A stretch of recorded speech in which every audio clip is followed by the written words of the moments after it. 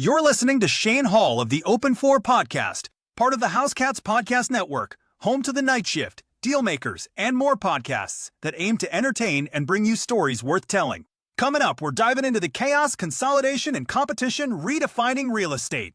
From Compass shaking up the brokerage scene to the DOJ coming after the MLS, and even global tariffs threatening affordability, we've got it all covered. Let's break it down.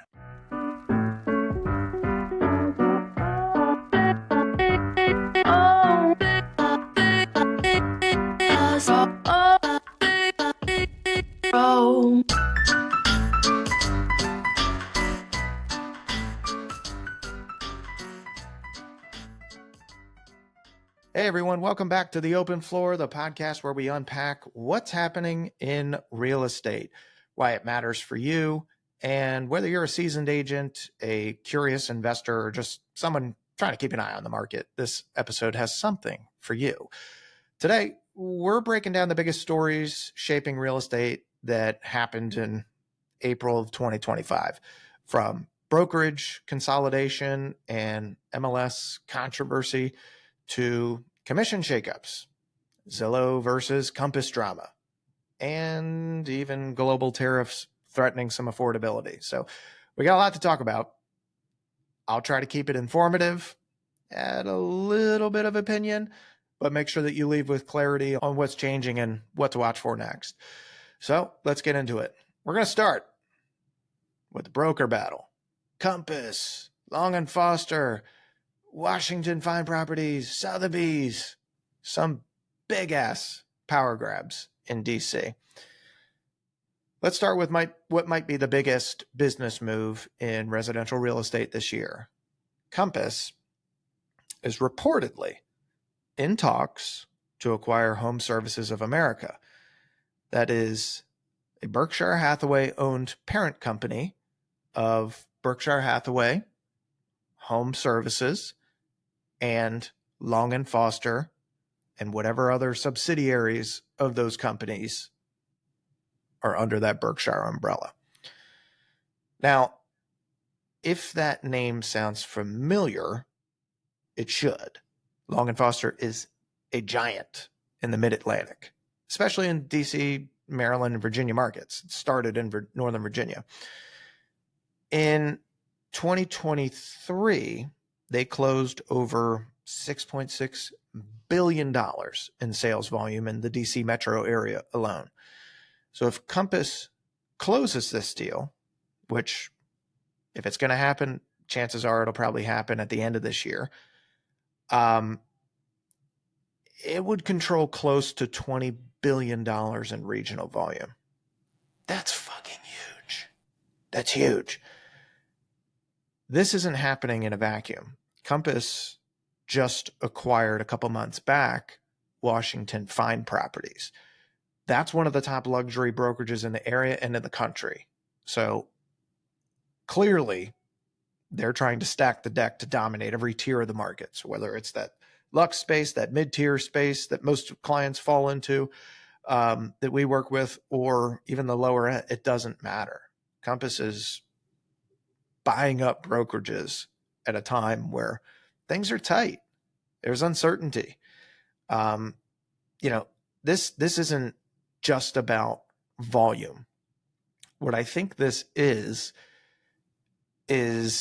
listings control. I think Compass is building a walled garden, you could say. They're betting that if they can control the majority of active listings, then they become the default destination for both consumers and top agents. It would make sense, right? But this raises questions. Is this the future of brokerage? Are we headed towards some Amazon-style real estate world where only a few players own most of the action? Maybe. I don't know. Time will tell. For agents, it means there are going to be fewer brand options and more pressure to provide unique value yourself inside of these mega ecosystems. So it is going to come down to your network personally. If there's only a few different players, they're all probably going to be able to do some of the same stuff. It's just who's doing it well and who's doing it better and more efficiently than others.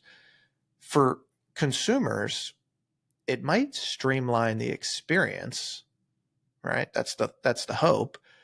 But it could reduce competition and raise service costs at some point. We just don't know. We just don't know. So it's an interesting development. Compass is not alone. There have been a lot of consolidations and purchases over the last couple years in particular that don't involve Compass. For example, another one that hit the news last week, you had Redfin get bought, not last week, maybe a couple weeks ago. Redfin is now under the Rocket umbrella. And what that intention is, I'm sure, is, well, they've already got a platform where people can access and buy properties through there. Why don't we acquire them since we're doing the loans and we're servicing a bunch of these? These companies are trying to create ecosystems. And that's one thing that's become apparent over the last, I don't know, couple years, is that people love the Amazons. People don't like to admit it, but the convenience factor is too much to pass up. So when it comes to real estate companies, if you have an all-in-one shop where somebody can purchase a property through you, list their property through you, finance a property through you, do renovations through you, do any kind of home service, it makes sense. It's convenient. And we value convenience in this American society more than anything else. Give me something that's easy, because my life is not easy all the time. All right. Next, let's get back into Compass here. All right. We got Compass and Zillow fighting. Oh, dear God. They are fighting. There's a battle over private exclusive listings right now. So, for those that don't know what a private exclusive is, these are off-market listings that are not put into the MLS. We've been talking about private exclusives as a topic now for probably a year. Prior to that, they're not that popular. Private exclusives, or these non-MLS listings, serve a purpose, undoubtedly. So when we get clients that are testing a price, we're not ready, we're not quite ready to sell, but maybe we want to aim a little bit higher and, keep things real discreet. We don't want a bunch of people coming through. Okay. You can do a pocket listing or a non-MLS listing or a private exclusive listing with any broker. It doesn't matter who it is. Compass does it better than most. But we're not the only ones that have it. You can be a client going through divorce. Don't want your neighbors to know that you're selling. You could be a celebrity client. Again, don't want to really advertise what you have going on. Professional athlete. There's, from a PR standpoint, there's reason to do it. And from a practicality standpoint, there's some reason to do it as well. If you have a client that is unwell, cancer treatments, autoimmune deficiencies, something along those lines, it probably doesn't make a ton of sense if they're living in the property to open it up for the world. And so in cases like that, it makes sense to do a private exclusive. What Zillow is upset about is that these properties are typically marketed only within an agent network or a brokerage network. They're not on public portals like the MLS or like Zillow. Zillow gets a ton of almost all their data from MLSs. There are some for sale by owner elements to it as well, but 99% of the data that comes in through the MLS. So if they don't have access to that data, that means there's less inventory on their platform. If there's less inventory on their platform, they're not going to have as many consumers coming to their platform. If there's less consumers coming, that means the leads that get generated by Zillow, because Zillow's profit comes from agents paying to advertise on their website. That means there's going to be less advertising dollars, a higher cost per lead for each agent that is still signed up with the service. So you can understand why they would say, whoa. Hey, right now we're the place to be. And if you guys continue, all of you brokers, but Compass especially, promoting this off-market stuff, we're not going to really have a business. So this is bull. And I get it. And I get it from both sides. Brokers want control of their data as well. The position that Compass and other brokers take is this is a seller first feature.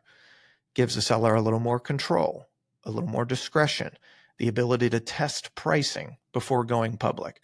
Again, all valid stuff. Zillow is saying at some point, maybe now June, they're going to, unless a deal is settled on, they're going to say any listing that is publicly promoted outside of the MLS, even on a brokerage website or on Instagram, must be submitted to the MLS within 24 hours or it's going to be banned from Zillow entirely. How they're going to find that out, I have no idea. I really don't. I'm sure they have the resources to do that. Zillow's argument is this is about transparency and fairness. If you're marketing the home or any home, the public should be able to see it. I get that argument. I do. So we have a standoff here. Compass wants more control and differentiation for its agents and its sellers. Zillow wants equal access for all buyers. Stuck in the middle are guys like me and gals like me. You know what I'm trying to say there. Stuck in the middle, trying to provide value in both ecosystems. What I'm watching is, will sellers push back against losing Zillow exposure? Maybe. Will MLSs update their rules and adapt? Probably. This is a flashpoint in a broader conversation about who owns the listing. Is it the seller? Is it the broker? Is it the MLS? Is it companies like Zillow that get their data feeds from the MLS? It's a battle that's just getting started. I don't know where it's going to go. I don't. I have opinions, but time will tell. So let's take a quick break and we'll jump back in to our next segment here.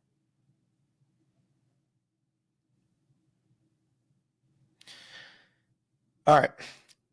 Let's zoom out to the national level now. Okay. NAR, the National Association of Realtors, recently settled a lawsuit, major one last year.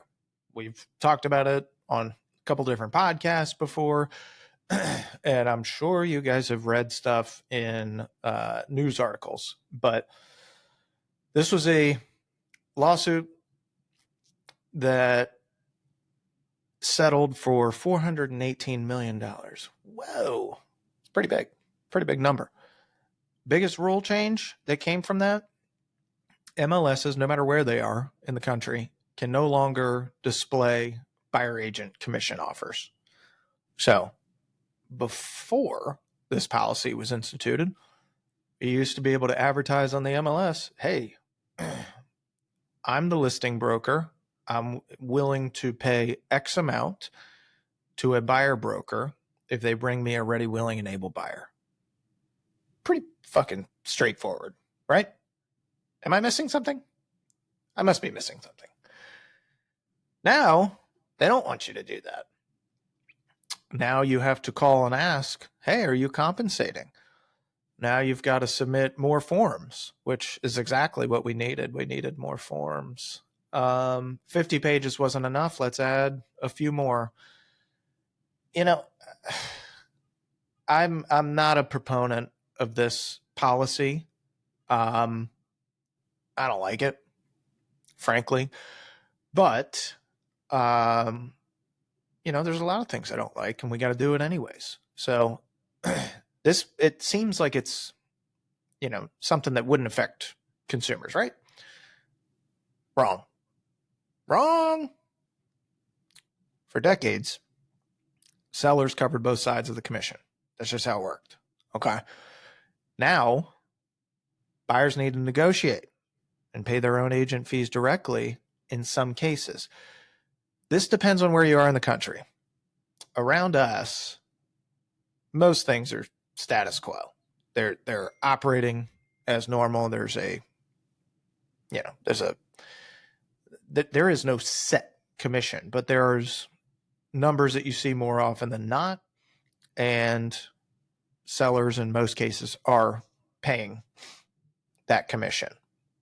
Every now and again, in a multiple offer situation, you'll find somebody willing to pay for their agent as a buyer, but it will come down to the net sheet to the seller. What am I netting, and is it worth it for me to be paying this fee? What this has changed most for the better, I would say, is agents having to articulate their value. So the agent count is plummeting right now. We're down 27% on number of licensees across the country since 2019. Remember 2020, everybody wanted to get their license because fuck yeah, man, things are great. Not so much anymore. Because guess what? Inventory's still light. Shit's hard out there. It just is. The average commission to buyer agents is falling. So instead of it being nationally an average of 2.45% of whatever the sales price is going to the brokerage company, now it's about 2.37 on average. Some agents are leaving the industry, pivoting to different models within the industry, stuff that's you know, alternative fee models, let's say. So what does it take to survive? How do you adapt as an agent? You have to double down. It's a bottom line. You have to become a deep local expert. You don't have to focus on all the stuff that's going on in different parts of the country, different parts of your region. You focus on what's happening on your block. You got to have more negotiation savvy. You have to open up more lines of communication with agents. When the sandbox gets smaller, because there's a lot more people that are getting out of it, relationships matter. You have to be a fucking expert communicator. Expert. That's it. As an agent, you got to call in advance, ask if they're compensating. You got to get a sheet from them, or they'll tell you now, oh, just negotiate that in. Oh, okay. Let me just fucking pull a number out of my ass and negotiate it in. You know, it just, I don't know. There are pluses and minuses to every change. This one, on the plus side, is requiring agents to be better communicators. It's our job in the beginning anyways, right? Our job is to be excellent communicators for our clients. But in order to do that, you also have to have excellent communication skills with agents, with other vendors. You got to learn how to talk to people and when to, and just be on the fucking ball. It really is. Honestly, the fees should be going up for buyer agency, but they won't, at least for the foreseeable future, but we'll see how things play out. All right, on to DOJ targeting the MLS. Is it a monopoly? This one's under the radar, but maybe the most important story that's kind of working behind the scenes right now. So, Department of Justice just named Roger Alford as the number 2 at its antitrust division. So why is that big? Alford was a key expert witness in the NAR commission lawsuit, and he's long argued that the MLS itself is anti-competitive. He claims that MLS rules like clear cooperation suppress innovation. The network of over 800 MLSs operates as a coordinated monopoly, and that brokers can only participate if they agree to restrictive rules. Roger, I'm with you on that one, buddy. If you're wondering what it means practically, it could look like DOJ lawsuits targeting MLS access restrictions, legal challenges to mandatory commission practices. I don't even know what that would mean necessarily, because you could take that in 10 different directions. Even court-ordered restructuring of how MLSs operate. It's all still developing, but if you're in the industry, you got to watch this space pretty closely. So something else to keep an eye on, as if we don't get enough fucking stories through the week. All right. Lastly, let's briefly touch on tariffs. Yep. I actually did put a tariff on my kids, 100% tariff on my kids this past week. One asks for candy. I get to eat 2 candies. And right now we're in a sweet tooth phase. So these tariffs are doing really well for me, not necessarily the family, but Trump has mixed opinions here on these tariffs. So without getting political, let's talk about what's going on. President Trump has proposed new tariffs on imported goods. And while that may sound like an international issue, here's where it could affect U.S. housing pretty hard. A huge percentage of our building materials, fixtures, and appliances are imported. So if those tariffs go through, we're looking at higher prices on new construction. We're looking at delays on materials and timelines. We're looking at pressure on developers who already have some pretty thin margins. A lot of developers right now not making the kind of money that they would typically make. Their purses are tight. And so it's not a good feeling for them right now. It's not something that buyers and sellers are going to feel overnight, but for anyone that is developing, flipping, or building a house, or maybe you're doing a renovation on your place, this kind of stuff does matter. It does matter, and it matters a lot. So, all right, let's land this plane. Big themes from today. Brokerages are consolidating. The big are getting bigger. It's probably not going to slow down in the next couple of years, but we'll see. Agent value is under the microscope. So specialize or get squeezed out. Communicate.